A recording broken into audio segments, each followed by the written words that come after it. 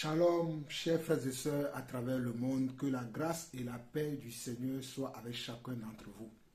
Nous bénissons le Seigneur pour ce moment qu'il nous accorde encore, afin que nous puissions partager ensemble sa parole, partager ensemble sa vision pour nous, son Église. Et comme vous le savez, nous allons prier et nous allons entamer l'enseignement de ce jour. Baissez, courbez vos têtes là où vous vous trouvez et nous allons prier. Éternel, notre Dieu, nous te bénissons, nous te glorifions. Nous te disons encore merci. Merci pour le souffle de vie. Merci pour la bonne santé. Merci pour le manger et le boire. Merci pour nos va-et-vient. Merci pour nos entrées et nos sorties, Papa. Éternel, notre Dieu, durant toutes ces choses quotidiennes que nous faisons, toi, tu es là toujours avec nous. Tu nous protèges, tu nous gardes et surtout, tu nous gardes contre nos ennemis. Contre, Seigneur Dieu, tous ceux qui veulent notre chute, Papa. Éternel, notre Dieu, tu pourvois à tous nos besoins afin que nous soyons, Seigneur Dieu, dans la joie et dans la paix. Père, nous ne pouvons jamais oublier que sans toi, nous ne sommes rien et que nous ne pouvons rien non plus, Papa. Père, merci parce que tu es là dans nos vies. Merci parce que tu produis la vie dans nos vies. Tu produis l'amour dans nos vies. Tu produis la paix dans nos vies. Tu produis la joie dans nos vies. Malgré les difficultés, malgré les épreuves, malgré, Seigneur Dieu, oh Papa, les oppositions, toi, tu es là dans nos vies. Tu es là dans nos foyers. Tu es là dans nos maisons. Tu es là dans tout ce que nous entreprenons. Nous voulons te dire merci, Papa. Et nous te demandons aussi, Seigneur Dieu, que tu nous encourages à persévérer, Seigneur Dieu, dans tes voies, à persévérer dans ta parole, à apprendre à t'écouter, Papa. Surtout, nous avons besoin d'apprendre à t'écouter, à t'imiter, à t'égaler, Papa, puisque nous sommes tes enfants et que c'est ton esprit qui vit en nous. Si nous vivons, ce n'est plus nous qui vivons, mais c'est toi, notre Seigneur et notre Dieu, qui vit en nous.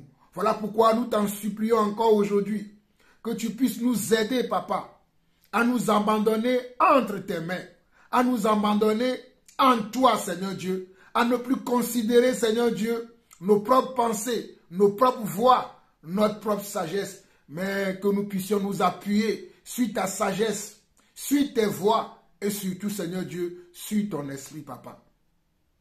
Merci, Seigneur. Merci pour ce que nous savons. Merci également pour ce que nous ne savons pas. Merci pour la connaissance que nous avons. Merci également pour la connaissance que nous n'avons pas, Seigneur Dieu. Car nous savons que toi, notre Dieu, tu fais toutes choses belles à son temps. Et notre ignorance d'aujourd'hui, peut-être cela a un but, Papa. Et notre connaissance demain aura aussi un but. Voilà pourquoi nous te remercions pour toutes choses. Rien, Seigneur Dieu, ne va nous anéantir parce que nous savons, Seigneur Dieu, que tu es là, Papa. Parce que tu nous l'as promis. Et tu te manifestes tous les jours dans chaque domaine de notre vie et nous en sommes fiers, Papa.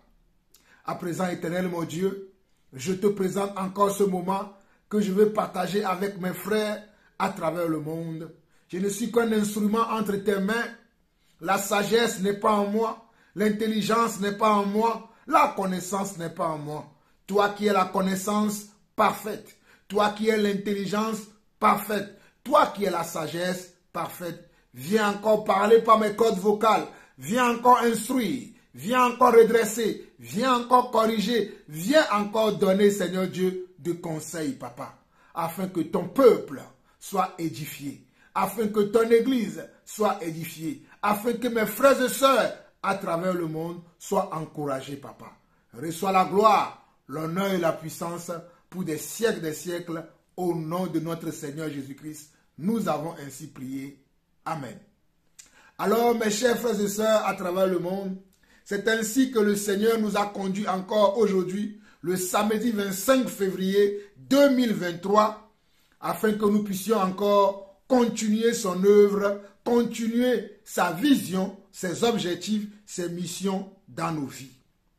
Je profite de cette occasion pour vous saluer, vous mes frères à travers le monde, vous mes sœurs à travers le monde, recevez mes sincères salutations, que la grâce et la paix du Seigneur abondent encore dans vos vies et dans vos foyers.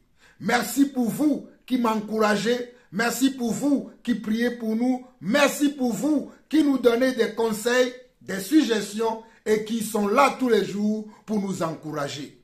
Nous aussi, nous prions pour vous. Nous aussi, nous vous encourageons et nous aussi, nous vous aimons. Nous savons que ce n'est pas votre amour que vous avez toujours tendance à nous encourager, à prier pour nous. Certains d'entre vous, vous prenez même des jours de jeûne pour nous, que le Seigneur se souvienne de vous. Alors, nous allons entamer un enseignement encore aujourd'hui que le Seigneur a mis dans mon cœur. C'est excusez-moi, c'est toujours sur le sujet du jugement dans l'Église. J'en ai parlé dernièrement et comme je vous le disais, lorsque je parlais dernièrement dans cet enseignement, je vous disais qu'il y a plusieurs passages dans la Bible qui parlent du jugement dans l'Église. Il y a plusieurs passages qui parlent dans la Bible du jugement. Et le Seigneur m'avait conduit à faire cette première partie que vous avez suivie la semaine dernière. Et vous savez que je suis quelqu'un qui aime étudier, qui aime chercher. Et en étudiant encore sur le sujet, pour approfondir mes connaissances personnelles, pour approfondir mon intelligence spirituelle, je suis tombé sur quelques versets que j'ai trouvés par Google et que j'ai médité et j'aimerais partager cela encore avec vous aujourd'hui afin de clôturer ce sujet qui est le jugement dans l'Église. J'aimerais clôturer aujourd'hui ce sujet qui est le jugement dans l'Église afin que nous puissions continuer notre enseignement sur l'Église véritable et nous allons aborder le livre de Actes chapitre 10. Nous étions dans Actes chapitre 9 la dernière fois avant que le Seigneur nous interrompe et nous permet que nous puissions étudier un peu le jugement dans l'Église. Je vous signale que demain, nous allons reprendre l'enseignement sur l'Église véritable et nous allons voir Actes chapitre 10. Ceux qui sont inspirés peuvent déjà commencer à méditer ce passage dans le livre des Actes des Apôtres que moi j'appelle le livre des Actes de l'Esprit ou le livre des Actes de l'Église. Le livre des Actes des Apôtres, c'est le livre des Actes de l'Église ou le livre des Actes de l'Esprit. Mais aujourd'hui, nous allons parler du jugement dans l'Église et ce sera la dernière fois que nous allons en parler aujourd'hui. Aujourd'hui, permettez-moi, je ne vais pas utiliser la Bible, mais je vais utiliser ma petite tablette parce que quand j'ai fait ma recherche sur le sujet, j'ai gardé en mémoire de ma tablette ces passages-là que je vais vous lire. Cela me permet également de ne pas utiliser mes lunettes parce que j'ai agrandi les caractères et c'est parfait pour moi. Donc soyez bénis. Donc nous allons commencer par Exode chapitre 18 et nous allons lire du verset 13 au verset 16. Exode chapitre 18, verset 13 au verset 16. La parole du Seigneur déclare dans ce passage: le lendemain, Moïse s'assit pour juger le peuple, et le peuple se tint devant lui depuis le matin jusqu'au soir. Regardez. Le lendemain, Moïse s'assit pour juger le peuple, et le peuple se tint devant lui depuis le matin jusqu'au soir. Le beau-père de Moïse vit tout ce qu'il faisait pour le peuple et il dit: que fais-tu là avec ce peuple? Pourquoi sièges-tu seul et tout le peuple se tient devant toi depuis le matin jusqu'au soir? Moïse répondit à son beau-père: c'est que le peuple vient à moi pour consulter Dieu. C'est que le peuple vient à moi pour consulter Dieu. C'est que le peuple vient à moi pour consulter Dieu. Mes chers frères et sœurs, dans ce passage, nous voyons le prophète Moïse. Nous voyons le serviteur de Dieu, Moïse. Celui qui a commencé à bâtir le tabernacle de Dieu. Celui qui a commencé à bâtir l'église. Et c'est à lui que le Seigneur a permis de pouvoir redresser son peuple, de pouvoir diriger son peuple, de pouvoir conduire son peuple. C'est lui qui était le leader de ce peuple, c'est lui qui était le conducteur spirituel de ce peuple-là.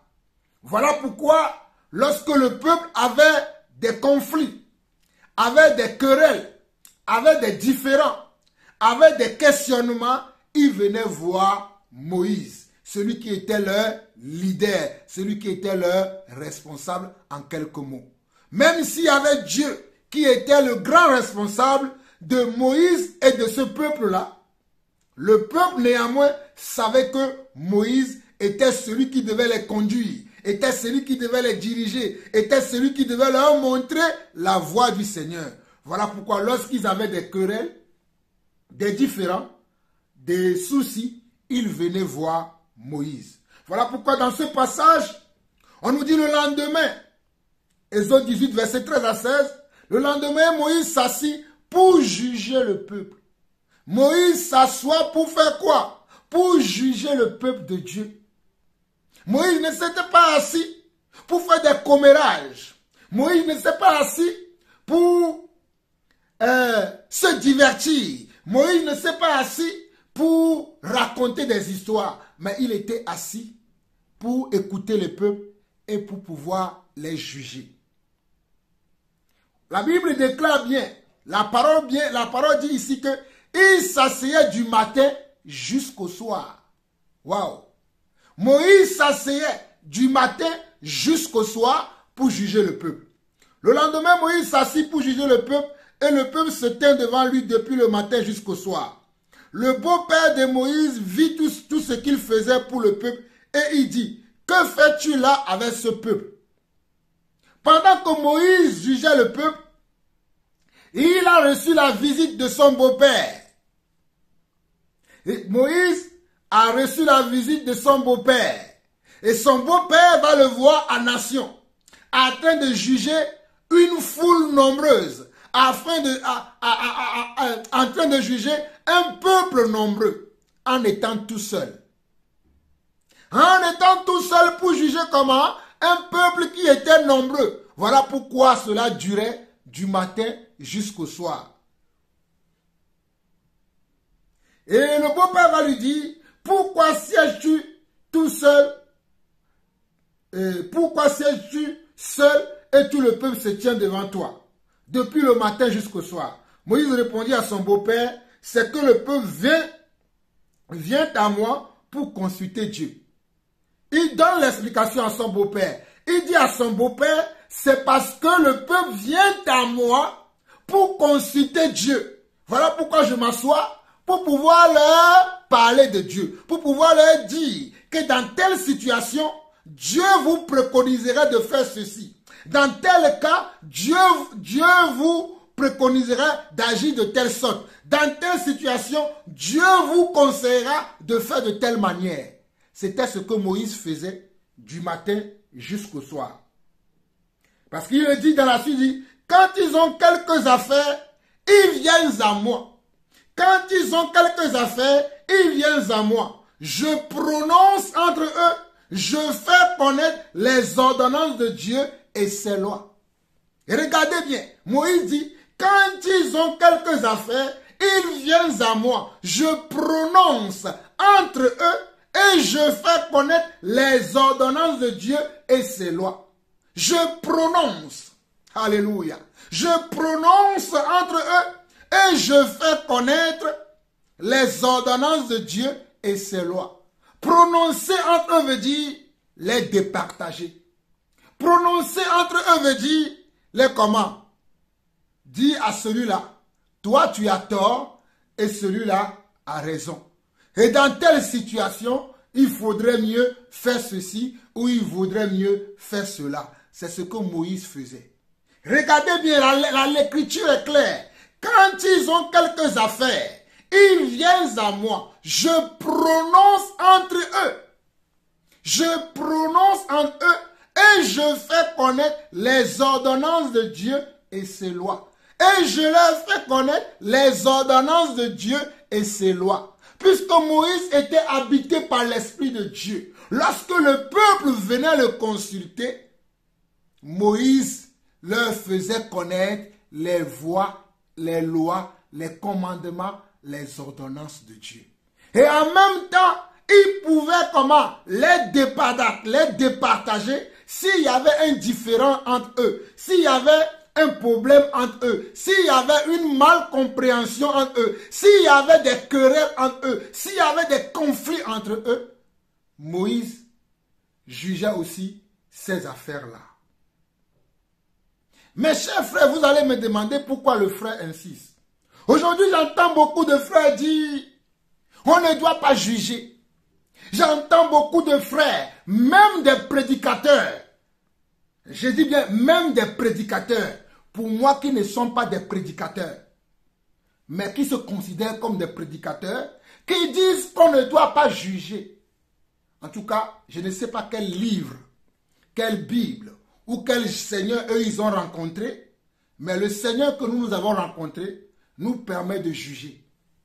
Nous permet de siéger au milieu de l'église et de pouvoir traiter les différentes querelles qu'il peut y avoir dans l'église, de pouvoir traiter les différentes affaires qui peuvent arriver dans l'église. Nous pouvons prononcer aussi comment notre façon de voir ces situations-là. Nous pouvons dire ce que nous pensons de ces situations. Nous pouvons donner des interprétations selon les cas que nous retrouvons dans l'église. C'est ça que nous appelons le jugement. Mais j'entends généralement aujourd'hui, ne jugez pas, ne faites pas ceci. Le jugement appartient à Dieu. Le jugement n'appartient pas aux hommes. Mais est-ce que Moïse était Dieu? Moïse qui dit ici qu'il prononce entre eux, était-il Dieu? Moïse était-il Dieu lorsque le peuple venait le voir? Et si vous lisez la suite de ce passage, vous allez voir que le beau-père de Moïse a dit à Moïse, tu vas te fatiguer tout seul en faisant ce travail. C'est noble, c'est gratifiant, c'est encourageant ce que tu fais. Mais si tu continues à le faire tout seul, tu vas te fatiguer, tu vas même en mourir. Il vaudrait mieux que tu trouves d'autres personnes parmi le peuple qui connaissent les lois de l'Éternel, qui connaissent les ordonnances de Dieu, que tu vas appeler à t'aider dans ce travail et qu'on ne vienne te voir que pour les cas qui sont très difficiles, que ces personnes-là n'ont pas pu trouver des solutions. Je dis bien dans ce passage d'Exode 18, le beau-père de Moïse, qui est venu de mendiant, va proposer à Moïse, va conseiller à Moïse. Il n'est pas bon que tu sois seul à exercer le jugement parmi le peuple. Il n'est pas du tout bon, ni pour toi-même, ni pour le peuple, que tu sois seul à exercer cela. Mais il va falloir que tu trouves parmi le peuple des personnes capables. Quand on dit des personnes capables, c'est des personnes qui ont comment? Une sagesse renouvelée, qui ont une intelligence renouvelée, qui ont une connaissance des lois, des ordonnances, des préceptes de Dieu et qui vont s'asseoir et lorsqu'ils vont parler, ils vont parler selon la connaissance qu'ils ont du Seigneur. Voilà le conseil que le beau-père de Moïse avait donné à Moïse et Moïse l'a écouté. Moïse l'a écouté et Moïse a choisi des hommes qui l'aidaient. Il a choisi des hommes où il a fait des hommes chefs de 50, chefs de 100, chefs de 1000. Je dis bien, Moïse a écouté les conseils de son beau-père. Il a compris que tout seul, il ne pourra pas. Donc Moïse, après avoir écouté les conseils de son beau-père, il va choisir des chefs de 50, de 100 et de 1000 afin qu'ils puissent les aider, ou bien afin qu'ils puissent l'aider dans ce travail de prononcer des affaires entre le peuple. Nous continuons, nous allons lire un autre passage. Nous allons lire 1 Samuel 7, verset 15 qui dit ceci. 1 Samuel 7, verset 15. 1 Samuel 7, verset 15 dit, Samuel fut juge en Israël pendant toute sa vie. Samuel, le prophète Samuel, fut juge en Israël pendant toute sa vie. Pendant toute la vie terrestre de Samuel, il était juge en Israël. Un juge fait quoi? Un juge est quelqu'un qui est législateur, c'est-à-dire c'est quelqu'un qui va diriger ou bien qui va coordonner un peuple, ou bien qui va coordonner une situation donnée, ou bien qui va régler, qui va amener à une conscience équilibrée, une bonne conscience, une bonne action lors d'un événement, d'une situation, d'un problème donné ou dans les cas de différents entre des gens. Voilà le travail que fait un juge. Là, je veux utiliser les mots simples. Voilà, je veux utiliser les mots simples. Moi qui vous parle, j'ai fait le droit. J'ai fait 3 types de droits. J'ai fait le droit des affaires. J'ai fait le droit, on va dire, j'ai fait le droit de la vie commune, de la vie en général. Et j'ai fait également le droit fiscal. J'ai dit, j'ai fait 3 types de droits. Le droit des affaires, le droit en général, comme on dit, nul n'est censé connaître la loi, je l'ai fait. Et j'ai fait aussi le droit fiscal parce que je suis dans la comptabilité. Donc je sais de quoi je parle. Quand je parle de jugement, je sais de quoi je parle. On doit juger, mais tel n'est pas le cas. Continuons. Je ne vais pas rester sur ce cas, mais continuons. Il dit, Samuel fut juge pendant toute sa vie lorsqu'il était en Israël. Dans 1 Samuel 12, le verset 1 au verset 4. 1 Samuel 12, le verset 1 au verset 4. Samuel dit à tout Israël, voici, j'ai écouté votre voix dans tout ce que vous m'avez dit. Et j'ai établi un roi sur vous. Et maintenant, voici le roi qui marchera devant vous. Pour moi, je suis vieux, j'ai blanchi, et mes filles sont avec vous. J'ai marché à votre tête depuis ma jeunesse jusqu'à ce jour. Donc, lorsque Samuel était juge, c'est lui qui marchait à la tête du peuple. C'est-à-dire, c'est lui qui était quelqu'un qui donnait comment? La direction au peuple. C'est lui qui était la personne qui conduisait le peuple. C'est lui qui était la personne qui menait le peuple. C'est lui qui était la personne qui gérait le peuple. C'est lui qui était la personne qui organisait ce peuple-là. Voilà pourquoi lui-même il est dit. Il dit dans 1 Samuel 12, le verset 1 au verset 4. Voici, j'ai écouté votre voix. La voix de qui? La voix du peuple.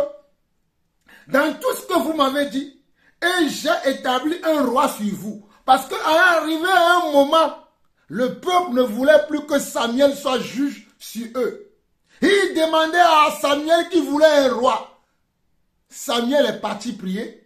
Et Dieu lui a dit, si le peuple là ne veut plus que toi, tu puisses venir leur parler, les diriger, c'est parce qu'ils m'ont rejeté.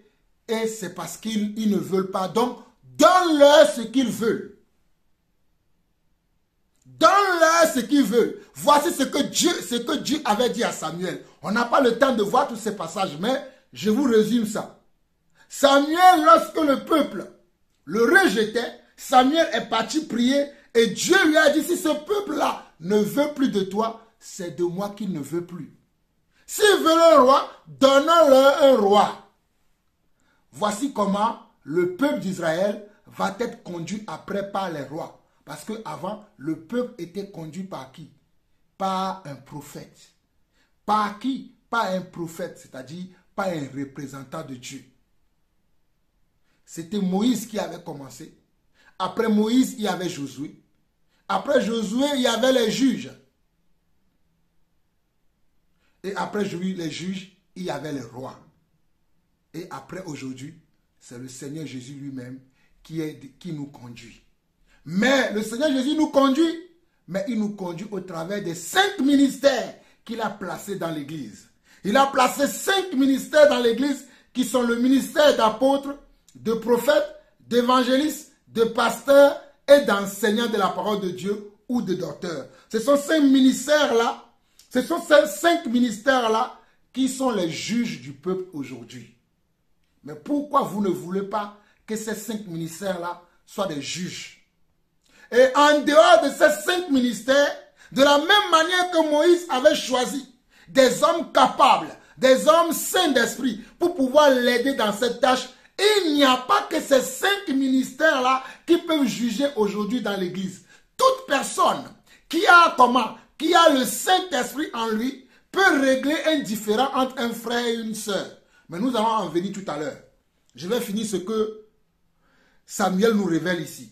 Samuel dit, voici, j'ai écouté votre voix dans tout ce que vous m'avez dit, et j'ai établi un roi sur vous, et maintenant voici le roi qui marchera devant vous.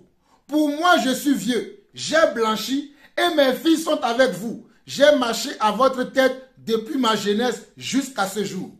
Mais voici, rendez témoignage contre moi en présence de l'Éternel et en présence de son oint.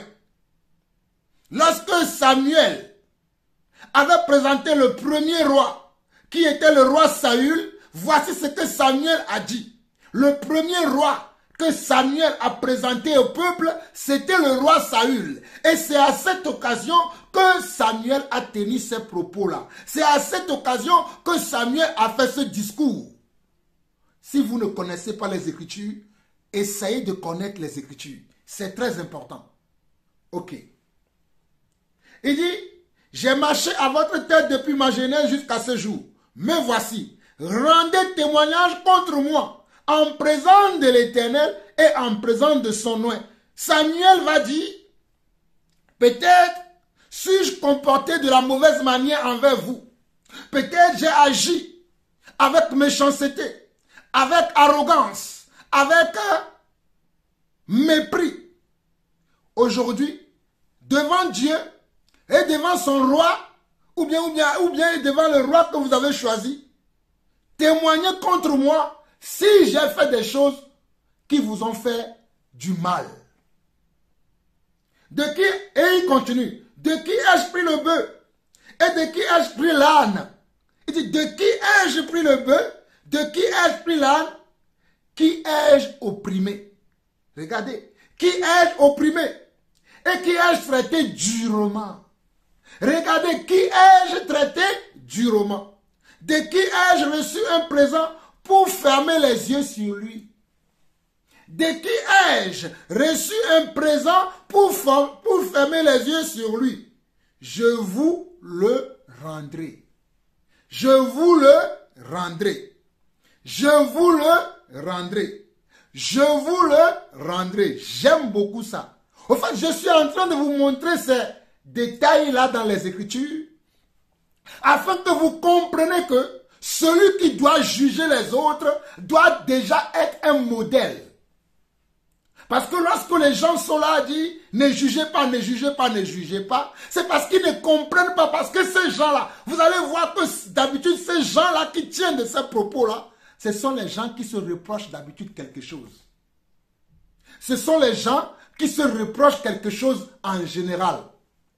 Généralement, les gens qui tiennent de ces propos, qui ne veulent pas que nous exerçons le jugement dans l'église, qui ne veulent pas que nous exerçons le discernement dans l'église pour régler les différends, pour régler les affaires, les querelles entre deux frères ou entre deux personnes qui sont en situation de conflit, en général, ce sont les gens qui se reprochent eux-mêmes quelque chose ou bien qui commettent les mêmes actions. Donc, ils ne veulent pas en parler. Il y en a certains parmi eux qui sont hypocrites. Eux-mêmes, ils font la même chose, mais ils jugent également les autres. Nous allons voir tout ça aujourd'hui. Il dit bien, il y en a certains, ils sont hypocrites. La chose qu'ils reprochent aux autres, eux-mêmes, ils le font. Je donne un exemple. Ils vont dire à quelqu'un de ne pas voler. Pourtant, eux-mêmes, ils sont des voleurs. Ils vont dire à quelqu'un de ne pas tricher. Pourtant, eux-mêmes, ils sont des tricheurs. Ils vont dire à quelqu'un de ne pas envier quelqu'un. Mais pourtant, eux-mêmes, ils sont dans l'envie. Ils vont dire, lorsqu'il y a un homme qui trompe sa femme, ou bien lorsqu'il y a adultère dans un couple, ils vont juger sévèrement celui qui a commis l'adultère, alors qu'eux-mêmes, ils sont aussi dans l'adultère. Il y en a aussi ces cas. Maintenant, continuez la lecture pour que vous puissiez comprendre là où je veux vous emmener. Samuel disait, de qui ai-je pris le bœuf et de qui ai-je pris l'âne? Qui ai-je opprimé? Qui ai-je traité durement? De qui ai-je reçu un présent pour fermer les yeux sur lui? Je vous le rendrai. Je vous le rendrai. Parce que je veux être un juge qui est juste. Je veux être un juge qui est juste. Je veux être quelqu'un qui ne vous a pas fait du tort. Lorsqu'on veut rendre justice, le but ce n'est pas faire du tort. Le but c'est de ne pas faire du tort à celui ou au protagoniste. Le but de rendre un jugement dans une affaire, c'est de pouvoir apaiser les gens. C'est de pouvoir amener la paix. Le but, c'est pour ça. Alors il répondit, tu ne nous as point opprimés, et tu ne nous as point traités durement, et tu n'as rien reçu de la main de personne. J'aime les Écritures. Regardez, il répondit devant Dieu et devant le nouveau roi Saül, tu ne nous as point opprimés, et tu ne nous as point traités durement, et tu n'as rien reçu de la main de personne. Regardez bien. Il répondit, tu ne nous as point opprimés et tu ne nous as point traités durement et tu n'as rien reçu de la main de personne. Ça veut dire que Samuel était un bon juge. Il n'était pas un juge comment? Un juge qui regardait l'intérêt chez les gens. Un juge qui regardait l'intérêt chez les gens et fermait les yeux sur des situations. S'il faut juger de la bonne manière, il jugeait de la bonne manière. Voilà pourquoi lorsque Saül, le roi Saül, lui-même, Dieu va lui donner comment? Dieu va lui donner un ordre. Dieu va lui dire, va dans telle ville. Tu vas comment? Tu vas détruire tout ce qu'il y a dans la ville. Les animaux, les biens de cette ville, tout doit être dévoué par interdit. Mais lorsque Saül va aller dans la ville, il va détruire les choses dans cette ville-là, que ce soit les hommes et femmes et tout ce que les gens possédaient dans la ville, mais il va en épargner quelques bœufs gras, quelques animaux qui sont bien gras, quelques richesses de cette ville-là, il va les épargner et va les ramener chez lui. Mais ça, le prophète Samuel va aller le voir. Waouh, j'aimais ce prophète-là. Et je l'aime encore. Le prophète Samuel va aller le voir. Il va lui dire, Saül, est-ce que c'est ce que Dieu t'a dit? Dieu ne t'a-t-il pas dit que lorsque tu iras dans cette ville-là, ce que je suis en train de dire, vous le trouverez dans 1 Samuel chapitre 15. Nous n'avons pas le temps, vous allez lire vous-même. Moi, j'ai déjà la connaissance de ces choses. Allez dans 1 Samuel chapitre 15, l'histoire que je suis en train de vous raconter, vous allez le trouver là-dedans avec plus de détails. Moi, je fais un petit résumé pour que vous puissiez comprendre qu'il y a eu des juges. Depuis que le monde fut le monde, il y a toujours eu des juges. Depuis que le monde est appelé le monde, il y a toujours eu des juges.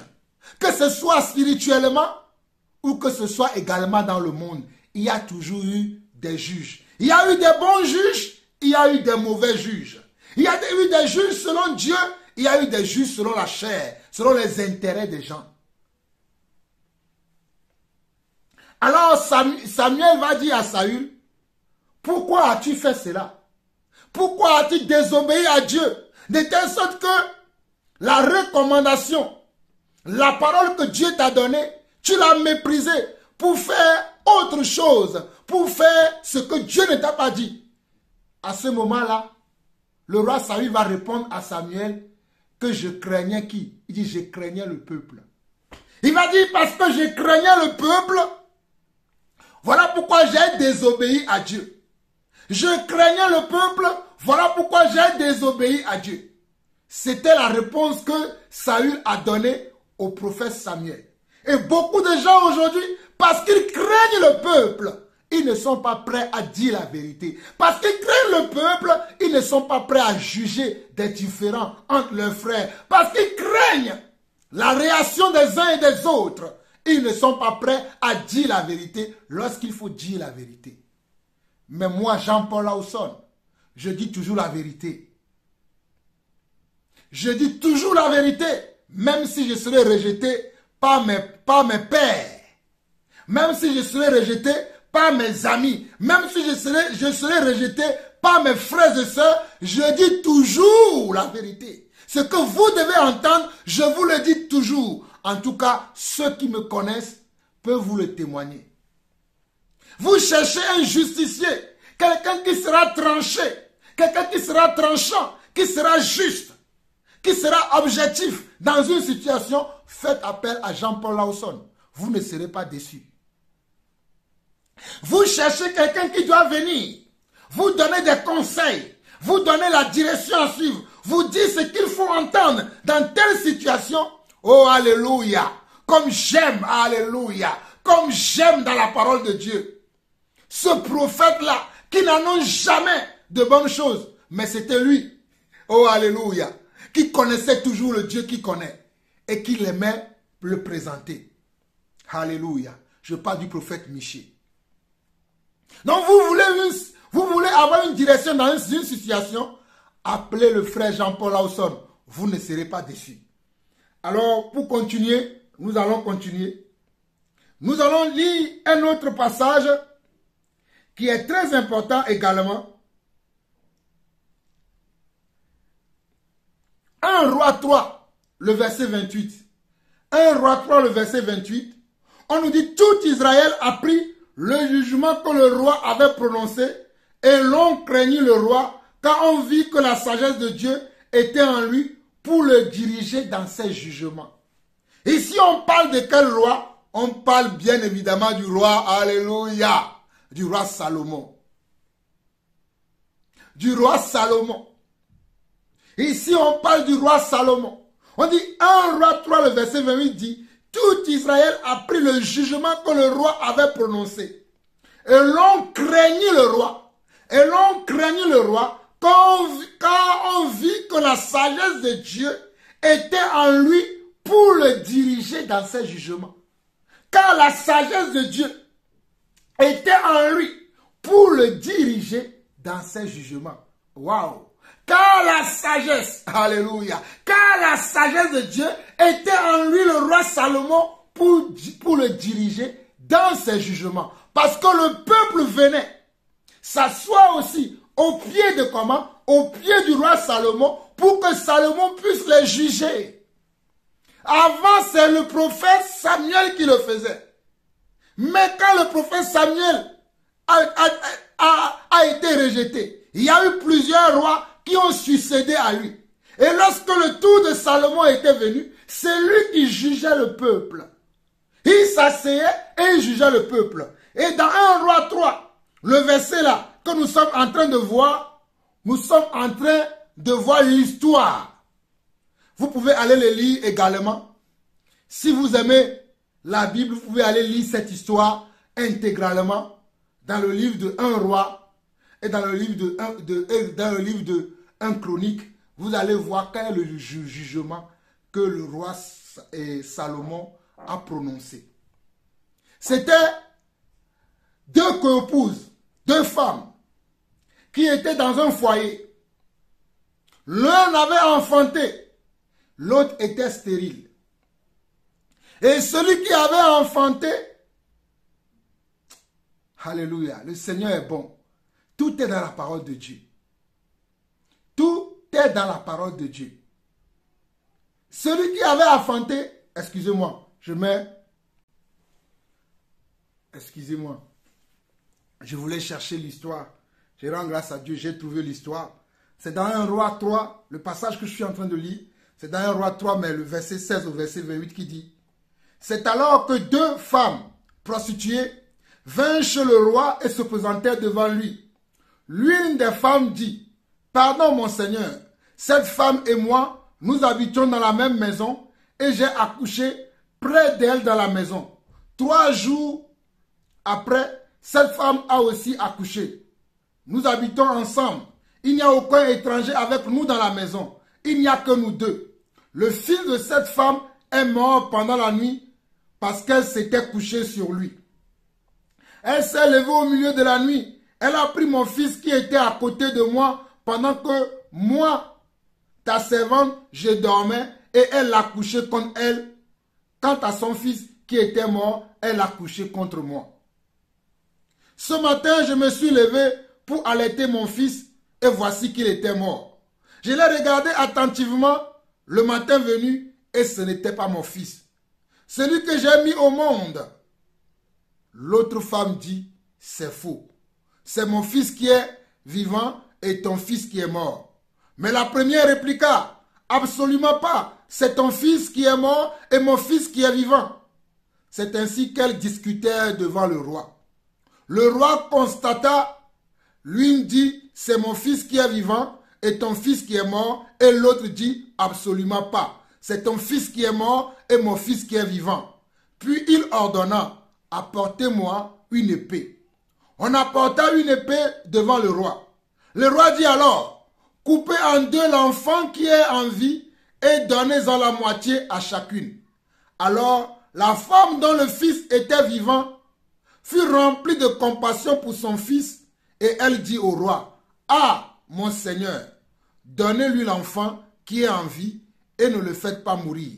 Mais l'autre répliqua: il ne sera ni à moi ni à toi, coupez-le. Prenant la parole, le roi dit alors: donnez l'enfant qui est en vie à la première femme, ne le faites pas mourir, c'est elle qui est sa mère. Tout Israël apprit le jugement que le roi avait prononcé et l'on éprouva de la crainte envers lui. En effet, on avait constaté qu'il bénéficiait de la sagesse de Dieu pour exercer la justice. En effet, on avait constaté qu'il bénéficiait de la sagesse de Dieu pour exercer la justice. J'ai cherché l'histoire pour vous le lire du début jusqu'à la fin. Parce que le temps de l'agrandir, tout ça, c'est pour ça que j'ai mis une pause. Afin que vous puissiez comprendre. L'histoire, c'était même pas l'histoire de 2 couples, c'était l'histoire de 2 prostituées. L'une avait un enfant, l'autre aussi avait un enfant. Je dis bien, c'était l'histoire de 2 prostituées qui vivaient dans la même cour.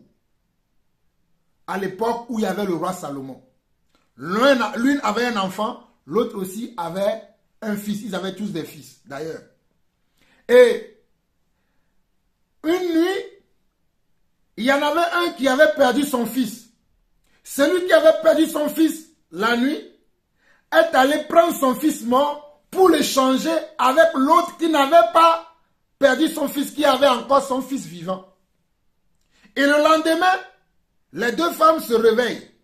Celui qui avait son fils qui était vivant reconnaît que le fils qui était couché auprès d'elle n'était pas son fils. Était le fils de la voisine. Alors il alla voir la voisine pour dire: rends-moi mon fils, car ce fils-là qui est décédé et que tu as mis près de moi n'est pas mon fils. Reprends ton fils et donne-moi mon fils. La voisine ne voulait pas. Comme la voisine ne voulait pas, il fallait qu'on trouve comment? Il fallait qu'on trouve un juge. Il fallait qu'on trouve un juge. Il fallait que cette histoire soit réglée. Vous qui dites ne jugez pas, ne jugez pas. Qui êtes-vous pour juger? Qui êtes-vous pour juger? Il fallait qu'on trouve un juge pour juger cette histoire-là, cette affaire-là. C'est ainsi que l'affaire est venue à la cour du roi Salomon. Est venue dans le domaine du roi Salomon. Et devant le roi Salomon, les femmes là se querellaient encore. Celle à qui appartenait l'enfant va témoigner que c'est son enfant. Celle-là, à qui n'appartenait pas aussi son enfant, elle aussi va dire, c'est mon enfant. Le roi voyait comment ils se chamaillaient entre elles, ou bien le roi voyait leurs arguments tout le temps. Et à un moment donné, le roi a discerné ce qu'il fallait faire. Le roi a dit maintenant, ok, vu que toi aussi tu dis que c'est ton fils, l'autre aussi dit que c'est son fils, je ne sais pas qui dit la vérité, parce que moi je n'étais pas là à ce moment-là. Nous allons prendre maintenant comment?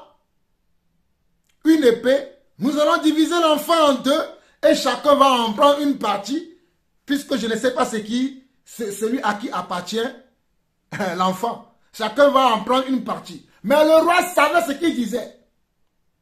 Le roi savait, avant de dire ça, le roi savait ce qu'il disait.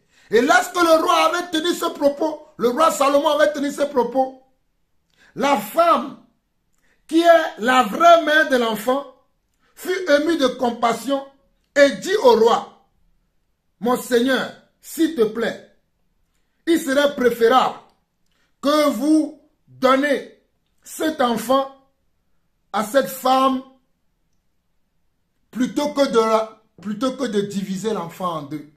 Il sera préférable. Touchez pas comment, alléluia, le sein maternel. Touchez pas comment la douleur maternelle. Touchez pas les compassions maternelles.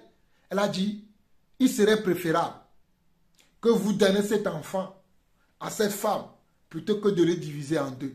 Moi, je n'en veux plus. Il n'y a plus de problème. Il serait préférable que vous le lui donnez.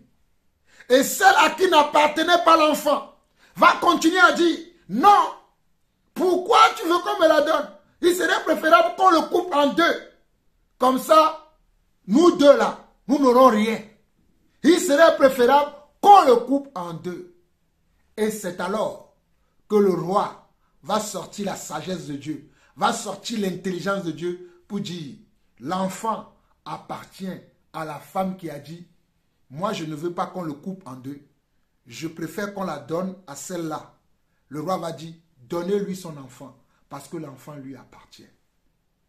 Donnez-lui son enfant, parce que l'enfant lui appartient. Il n'appartient pas à celle-là qui veut qu'on la divise forcément en deux. Ça, ce n'est pas un jugement. Ça, ce n'est pas un jugement. Allez lire la suite. Nous continuons. Nous allons lire un autre passage qui se trouve dans Jean 8, le verset 3 à 11. Jean 8, le verset 3 à 11. Alors les scribes et les pharisiens amenèrent une femme surprise en adultère et la plaçant au milieu du peuple. Il dit à Jésus, Maître, cette femme a été surprise en flagrant délit d'adultère. Moïse dans la loi nous a ordonné de le lapider, de telle femme. Toi donc, que dis-tu? Et je sais que ceux qui n'aiment pas qu'on juge prennent souvent cette histoire qu'ils ne comprennent même pas. Ils ne comprennent même pas cette histoire-là. Non, ils vont prendre cette histoire et sur cette histoire, ils vont baser maintenant une fausse doctrine. Écoutez-moi très bien. Je dis bien, sur cette histoire-là qu'ils aiment, qu'ils adorent, ils vont prendre cette histoire-là et ils vont faire comment? Ils vont bâtir maintenant une fausse doctrine. Dites-moi pour comment. Écoutez-moi très bien. Et vous allez comprendre. On nous dit alors les scribes et les pharisiens amenaient une femme surprise en adultère. Et en la plaçant au milieu du peuple, il dit à Jésus, Maître, cette femme a été surprise en flagrant délit d'adultère. Moïse dans la loi nous a ordonné de lapider de telles femmes. Toi donc, que dis-tu? Toi donc, que dis-tu? Et regardez, le verset suivant dit, il disait cela pour l'éprouver afin de pouvoir l'accuser. C'est cette partie-là que beaucoup de serviteurs de Dieu, c'est cette partie que beaucoup de serviteurs de Dieu et beaucoup de personnes qui vivent selon la chair, mais qui ne vivent pas selon l'esprit, et beaucoup de personnes qui ne connaissent pas le Seigneur, c'est sur cette partie-là qu'ils oublient et ils fondent maintenant une doctrine erronée. Ils fondent une doctrine erronée que nous ne devons pas juger dans l'église. Why not? Mais pourquoi nous n'allons pas juger? Sur ce passage-là, ils ne comprennent pas les Écritures. Écoutez-moi très bien. Je suis l'apôtre Jean-Paul Lawson. Je ne suis pas quelqu'un qui... Je suis l'apôtre Jean-Paul Lawson. Celui à qui Dieu révèle sa parole. Ça là, cette partie-là, vous l'occultez. Et quand vous l'occultez, votre interprétation ne sera pas bonne. Quand vous l'occultez, votre interprétation ne sera pas juste. Les gens là qui sont venus poser la question là à Jésus, la Bible nous dit, dans le verset suivant là, il disait cela pour l'éprouver afin de pouvoir l'accuser. J'ai tellement agrandi les trucs que j'ai supprimé les versets. Je vais juste prendre la Bible pour vous dire dans quel verset on dit il disait cela pour le prouver. Je vais prendre la Bible vite fait. Jean 8, non?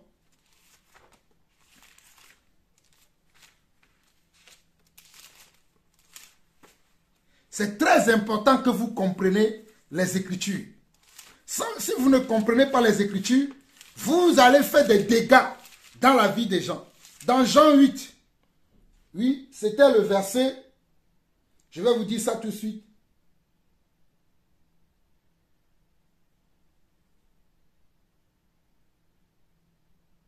C'est dans le verset 6. C'est dans le verset 6. Jean 8, 6. Jean 8, 6. Il disait cela pour l'éprouver afin de pouvoir l'accuser. Dans le verset 6 de Jean 8, il est écrit, il disait cela pour l'éprouver afin de pouvoir l'accuser. Comment ils vont l'accuser? Si Jésus avait dit, lapidez-le comme selon la loi de Moïse, ils vont dire que Jésus est un meurtrier. Et c'est cela qu'ils vont prendre pour l'accuser. Mais Jésus étant Dieu, alléluia, Jésus étant Dieu, il avait déjà lu dans leurs pensées qu'ils cherchaient comment en lui une faute. Il cherchait une occasion pour pour le condamner. Non, il ne doit pas leur permettre qu'ils aient une occasion pour pouvoir le condamner. Je vais lire la suite et je vais continuer l'explication. Mais Jésus s'étant baissé, écrivait avec le doigt sur la terre. Comme il continuait à l'interroger, il se releva et leur dit, que celui de vous qui est sans péché, jette le premier la pierre contre elle. Que celui de vous qui est sans péché, jette le premier la pierre contre elle. Et s'étant de nouveau baissé, il écrivait sur la terre. Quand il entendit cela, accusés par leur conscience, ils se retiraient un à un, depuis les plus âgés jusqu'au dernier. Ceux qui sont venus, alléluia, Oshai Karobo, Ramonda Ribaera, Ikeraba Rasondere, Ricabro Senda Maharakia, Ikerema Irasondoro, Irabashenda Ramaharia. Gloire à toi, Seigneur. Merci pour la révélation de ta parole. Tu es le roi des rois. Tu es le Seigneur des seigneurs. Tu es celui qui dit et la chose arrive. Tu es celui qui ordonne et elles existent. Je bénis ton nom pour la magnificence, pour la clairvoyance de ton esprit dans la parole. Alors, on nous dit que Jésus, connaissant leur cœur, connaissant qu'ils cherchaient une occasion pour l'accuser, va leur dire, parce que Jésus a regardé toute leur vie. Comme je vous disais tantôt, qu'il y a des hypocrites, qu'eux-mêmes ils vont être dans le même péché, mais lorsqu'il y aura quelqu'un dans le péché, ils vont traiter la personne sévèrement. Pourtant eux-mêmes ils sont dans le même péché, pourtant eux-mêmes ils commettent les mêmes choses. C'était le cas ici. Jésus avait fait un scanner de leur vie. Jésus avait fait un scanner de leur vie. Puisqu'ils sont venus pour éprouver Jésus, Jésus a fait un scanner de leur vie. Et Jésus va leur dire que celui qui n'a jamais péché là, lui jette la première pierre. Que celui qui n'a jamais péché là, lui jette comment? La première pierre. Mais pourtant, ils sont venus pour que Jésus lui dise, maintenant lapidons-le. Et après, ils vont pouvoir se retourner et dire que Jésus a dit qu'on lapide une femme. Jésus était un homme très intelligent, était un homme très sage, était un homme qui connaît la pensée de l'homme. Avant même que la parole ne sorte de la bouche de l'homme, Jésus va faire un scanner de leur vie et va leur dire que celui qui n'a jamais péché lui jette la première pierre. Et la Bible va nous dire que, et s'étant de nouveau baissé, il écrivait sur la terre. Quand il entendit cela, accusés par leur conscience, ils se retiraient un à un, depuis les plus âgés jusqu'au dernier. Ils se retiraient un à un, depuis les plus âgés jusqu'au dernier. Et Jésus resta seul avec la femme qui était là au milieu. Et Jésus resta seul avec la femme qui était là au milieu. Je vais faire une petite pause ici et vous dire quelque chose. Si cette femme-là avait été amenée devant les pharisiens, elle serait lapidée. Mais c'est parce qu'ils étaient venus devant le Seigneur Jésus-Christ pour pouvoir trouver une occasion pour l'accuser. Et le Seigneur ne voulait pas leur donner une occasion pour l'accuser. Ce qui a été le salut de cette femme. Alléluia. Ce qui a été le salut de cette femme. Car Jésus-Christ, alléluia, ikareba, mandore, irabaya rahandereheria, kirobo ya shandara makoria. Oh, shairabaha. Jésus-Christ a été le salut de cette femme. Lorsqu'ils étaient venus, Jésus, qui est venu pour nous donner la vie, alléluia, il a donné la vie premièrement à cette femme. Il a donné la vie premièrement à cette femme pour que nous puissions savoir qu'il est celui qui donne la vie. Oh, Jésus a fait plusieurs choses au travers de cette épreuve que ces hommes ont manigancé contre lui. Jésus a fait plusieurs choses. Nous n'avons pas le temps de pour détailler tout cela. Mais Dieu me permettra, je reviendrai, parce qu'il y a beaucoup de révélations que le Seigneur m'a données au travers de cette histoire. Continuons. Et je vais finir cette histoire en vous révélant cette chose-là. Alors s'étant relevé, et ne voyant plus que la femme, Jésus dit, femme, où sont ceux qui t'accusaient? Jésus dit, femme, où sont ceux qui t'accusaient? Personne n'était-il condamné? Personne n'était-il condamné? Cela veut dire que Jésus savait que cette femme-là devait être condamnée. Jésus savait pertinemment que cette femme-là devait être condamnée. Il mérite d'être condamné. Mais les gens qui l'ont amené devant Jésus, ils l'ont amené dans le but de ne pas accuser la femme, mais d'accuser Jésus. C'est-à-dire, ils voulaient faire d'une pierre deux coups, comme on dit dans le monde. C'est-à-dire que la femme soit condamnée, mais qu'il soit condamné par celui qui ôte le fardeau, celui qui ôte les péchés, afin qu'il puisse dire que Jésus a dit de tuer, comment? De lapider la femme, pour qu'on puisse appeler Jésus un meurtrier. Ils m'ont dit, mais ce n'est pas toi qui dis, ce n'est pas toi qui prône le pardon, ce n'est pas toi qui prône le pardon, la tolérance. Regarde ce que toi-même tu as fait. Et ils vont pouvoir l'accuser. Mais Jésus avait déjà lu dans leurs pensées. Mais Jésus savait que cette femme méritait la mort. Voilà pourquoi il lui dit, oh alléluia, où sont ceux qui t'accusaient? Personne n'était-il condamné? Elle répondit, non, Seigneur. Et Jésus lui dit, je ne te condamne pas non plus. Regardez, Jésus dit, je ne te condamne pas non plus. Va et ne pêche plus. Va et ne pêche plus. Cela veut dire que Jésus savait que selon ce péché-là, cette femme méritait la mort. Il méritait la condamnation. Il méritait la damnation. Mais comme Jésus, alléluia, est celui qui vient pour ôter le fardeau. Et comme Jésus est celui qui vient pour nous racheter de nos péchés, il a racheté cette femme. Alléluia. Oh, Rabbi. Irobo yara sende rebeha. Irabo irahanda la heria. Oh my kandaramahondere. Jésus a racheté cette femme. Voilà pourquoi il lui a dit, va et ne pêche plus. Va et ne pêche plus. Veut dire que le péché que tu avais commis, normalement ce péché est censé t'amener directement à la mort. Sans aucune pitié. Sans aucun remords, tu devais mourir. Mais moi, je suis venu afin que vous ayez la vie, mais que vous ayez la vie en abondance. Voici la preuve. Voilà pourquoi je te rachète de ce péché-là qui devait t'amener à la mort. Parce que selon la loi, celui qu'on trouvait en franga délit, celui-là c'est celui qui méritait la mort. Même si parmi ceux qui vont le lapider, il y aura des hypocrites, il y aura des menteurs, il y aura des voleurs. Même si toutes ces personnes-là, la loi permettait qu'ils puissent comment? Pour qu'ils puissent tuer leur prochain.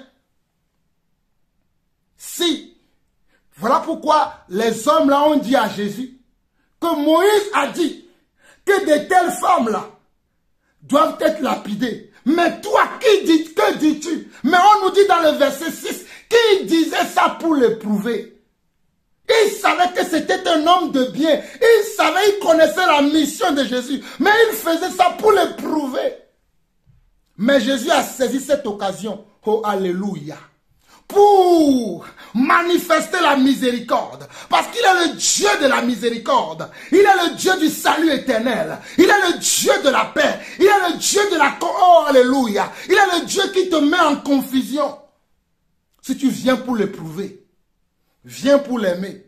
Alors là, si tu viens pour l'aimer, tu découvriras beaucoup de choses. Mais si tu viens pour l'éprouver, c'est toi-même qui seras éprouvé. On ne prouve pas son Dieu. Il est écrit, tu ne feras pas quoi? Tu ne prouveras pas ton Dieu. C'est interdit de prouver son Dieu. Quand tu éprouves ton Dieu, c'est toi-même qui seras éprouvé. Que personne ne vous trompe. Mais dans cette histoire, si je vais... continuons. Parce que je suis déjà à 1 heure. Je reviendrai dans cette histoire, dans un autre enseignement, pour vous révéler beaucoup de choses qui sont cachées dans cette histoire. Mais ceux qui sont intelligents d'esprit doivent déjà saisir. Que le Seigneur vous bénisse. Dans Jean 7, le verset 24, on nous dit également, ne jugez pas selon l'apparence, mais jugez selon la justice. Jean 7, le verset 24, on nous dit, ne jugez pas selon l'apparence, mais jugez selon la justice. Il y a des gens qui jugent selon l'apparence. Oh, lui, je ne l'aime pas. Parce qu'il peut-être il est noir de peau, parce qu'il est blanc de peau, parce qu'il est clair de peau, parce qu'il est ceci de peau, parce qu'il a tel diplôme, parce qu'il a telle connaissance, parce qu'il possède telle chose. On nous dit de ne pas juger selon l'apparence. Cela ne veut pas dire qu'on ne doit pas du tout juger. Ne confondons pas les choses et ne disons pas de n'importe quoi. Le fait qu'on nous dit de ne pas juger selon l'apparence ne veut pas dire qu'on ne doit pas juger du tout. You hear me? Est-ce que vous comprenez ce que je suis en train de dire? Est-ce que vous attendez bien? Est-ce que vous avez maintenant l'intelligence qui s'ouvre? On dit ne jugez pas selon l'apparence, mais jugez selon la justice. C'est-à-dire jugez selon la vérité. Jugez selon ce qui est droit. Jugez selon ce qui est juste. Jugez selon ce qui est louable. Jugez selon ce qui est comment? Ce qui est sensé, ce qui est adorable, ce qu'on peut applaudir. Mais on ne nous dit pas de ne pas juger. On doit juger. Alléluia. Alléluia. Et le passage aussi que ces gens-là aiment beaucoup, c'est Matthieu 7, le verset 1 à 5. Je vous lis ça aussi rapidement. Matthieu 7, le verset 1 à 5. Ne jugez point afin que vous ne soyez point jugés, car on vous jugera du jugement dont vous jugez, et l'on vous mesurera avec la mesure dont vous mesurez. Pourquoi vois-tu la paille qui est dans l'œil de ton frère et n'aperçois-tu pas la poutre qui est dans ton œil? Les gens aiment utiliser ce passage-là. Ceux qui n'aiment pas qu'on traite les gens sans la légèreté. Ceux qui n'aiment pas qu'on prononce des jugements sur les faits et gestes, sur les comportements, les actions de nos frères et sœurs, ils aiment beaucoup ces passages-là. Où il dit, ne jugez point afin que vous ne soyez point jugés. Car on vous jugera du jugement dont vous jugez et l'on vous mesurera avec la mesure dont vous mesurerez. Vous ne comprenez pas? Vous ne comprenez pas la pensée du Seigneur ici? Le Seigneur veut dire simplement, ne jugez pas faussement. Quand on dit, ne jugez point afin que vous ne soyez point jugés, la phrase n'est pas finie. Car on vous jugera du jugement dont vous jugez et l'on vous mesurera avec la mesure dont vous mesurez. Ça veut dire que si vous jugez d'une manière fausse, vous aussi un jour, vous serez jugé d'une manière fausse. Si vous jugez d'une manière intéressée, un jour, on vous jugera aussi d'une manière intéressée. Quelqu'un me dira, c'est comme une manière intéressée. C'est en recevant des présents. C'est-à-dire, tu es juge, tu es pasteur, apôtre, prophète, peu importe, dans une assemblée. Il y a un différent entre deux personnes dans l'église parce que l'autre personne est quelqu'un qui est celui qui donne beaucoup la dîme. Vous qui êtes des dîmovores, vous qui aimez l'argent. Ou bien, l'autre personne est quelqu'un qui aime beaucoup donner dans ton ministère, mais c'est lui qui est en tort, puisque c'est lui qui aime beaucoup donner dans l'église. Tu vas fermer les yeux sur ce qu'il a fait et tu vas dire que c'est l'autre personne qui a raison. C'est ça. C'est ce que je suis en train de dire. Et ça, je l'ai vécu plusieurs fois dans l'église. Tout ce que j'enseigne, j'ai été témoin de toutes ces choses dans l'église. Vous pouvez être mon soutien. Vous pouvez même me donner, si vous le voulez, toute la terre. Mais cela ne m'empêchera pas, lorsque vous serez en faute, de vous dire que vous êtes en faute. Je suis un serviteur, pas comme les autres. Hey, regardez-moi très bien. Je suis Jean-Paul Lawson, l'apôtre, le serviteur de Dieu. Je sais qui m'a appelé. Ce n'est pas vous qui m'avez appelé. C'est Dieu qui m'a appelé. Alors si Dieu m'a appelé, je parle comme Dieu veut que je parle. Je donne des conseils comme Dieu veut que je donne des conseils. C'est à vous de prendre ou à laisser. Mais on ne m'achète pas. Vous qui aimez acheter vos serviteurs. Ils disent qu'ils sont vos serviteurs. Moi, je suis serviteur de Dieu. Vos serviteurs là, ceux qui vous servent là, ceux-là qui sont des passe-temps au lieu d'être des pasteurs. Mais ils sont des passe-temps. Ce ne sont pas des pasteurs. Ce ne sont pas des serviteurs. Ils sont des servantants. Écoutez-moi très bien. Ce sont des servantants. Ce ne sont pas des pasteurs. Ce sont des passe-temps et des servantants. Voilà pourquoi ils sont incapables de juger les affaires. Je vais finir le passage que j'étais en train de lire, afin que vous compreniez. Il dit, pourquoi vois-tu la paille qui est dans l'œil de ton frère et n'aperçois-tu pas la poutre qui est dans ton œil? Ou comment peux-tu dire à ton frère, laisse-moi ôter une paille de ton œil, toi qui as une poutre dans le tien? Hypocrite, ôte premièrement la poutre de ton œil, et alors tu verras comment ôter la paille de l'œil de ton frère. Vous avez vu? Voilà pourquoi je vous parlais de tout à l'heure des hypocrites. Que les hypocrites qui sont dans le péché, ce sont des gens qui n'aiment pas qu'on juge.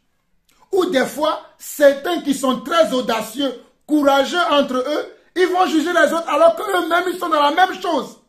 C'est cela que Jésus est en train de dire ici, que toi là, qui veux juger les autres là, qui aime juger les autres là, n'oublie pas que de la manière dont tu juges les autres, on te jugera aussi de la même manière. Donc avant de vouloir juger l'autre, fais attention que toi-même là, tu n'as pas de problème dans cette situation-là. Tu n'as pas de problème avec les mêmes choses que tu reproches aux autres.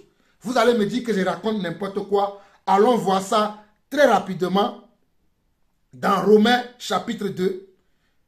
Romains chapitre 2. Je ne raconte pas n'importe quoi. Je parle des hypocrites. Moi, je connais les Écritures. Je suis un apôtre que Dieu a appelé afin que je puisse enseigner la parole de Dieu telle qu'elle doit être enseignée. Je ne viens pas ici pour chercher votre approbation, mais je viens pour chercher l'approbation du Seigneur. Je viens pour faire sa volonté. Alors je parle selon sa volonté. Vous n'allez pas m'aimer, mais moi je suis là pour faire sa volonté. Dans Romains chapitre 2, le verset 1 à 3, ça complète Matthieu chapitre 7, c'est ce que nous avons vu tout à l'heure.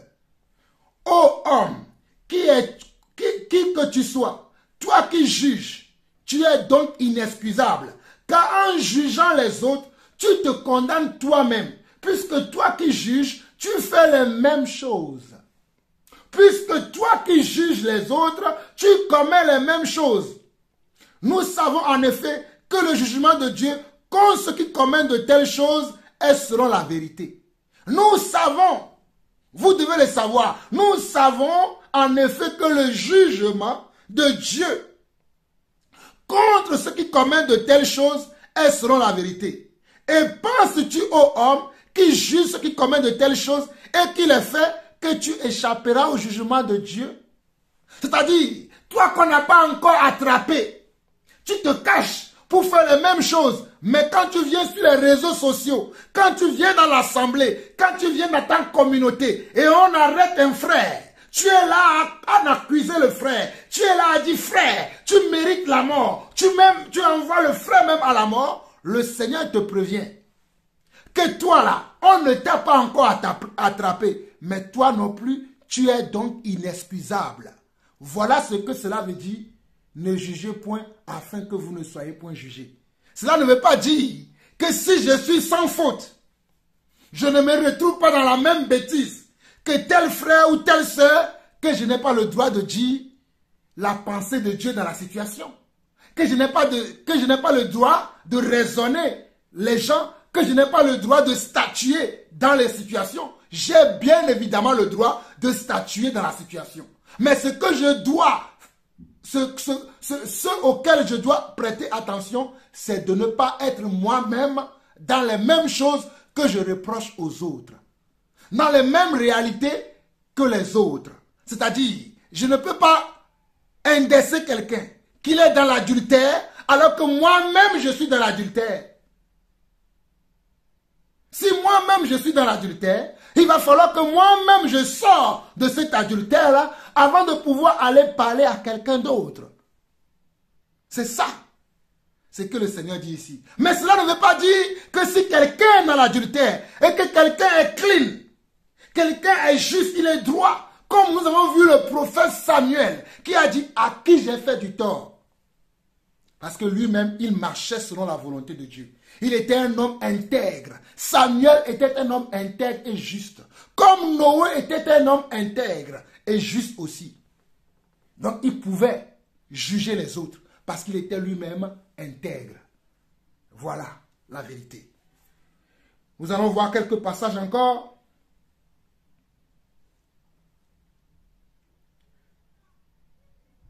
Dans Jacques 2, le verset 1 à 4. Jacques 2, le verset 1 à 4. Mes frères, que votre foi en notre glorieux Seigneur Jésus-Christ soit exempte de toute acception de personne. Regardez encore.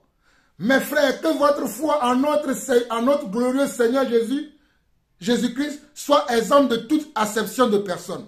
Supposez en effet qu'il entre dans votre assemblée un homme avec un anneau d'or et un habit magnifique. Et qu'il y entre aussi un pauvre misérablement vêtu. Si tournant vos regards vers celui qui porte l'habit magnifique, vous lui dites, toi, assis-toi ici à cette place d'honneur. Et si vous dites au pauvre, toi, tiens-toi là debout, ou bien assis-toi au-dessus de mon marchepied, ne faites-vous pas en vous-même une distinction et ne jugez pas, ne jugez-vous pas sous l'inspiration de pensées mauvaises? Peut-être vous n'avez pas bien capté. Je lis ça encore. Mes frères, que votre foi en tout notre glorieux Seigneur Jésus-Christ soit exempte de toute acception de personne. Soit exempte de toute acception de personne. Je continue. Supposez en effet qu'il entre dans votre assemblée un homme avec un anneau d'or et un habit magnifique, et qu'il y entre aussi un pauvre misérablement vêtu.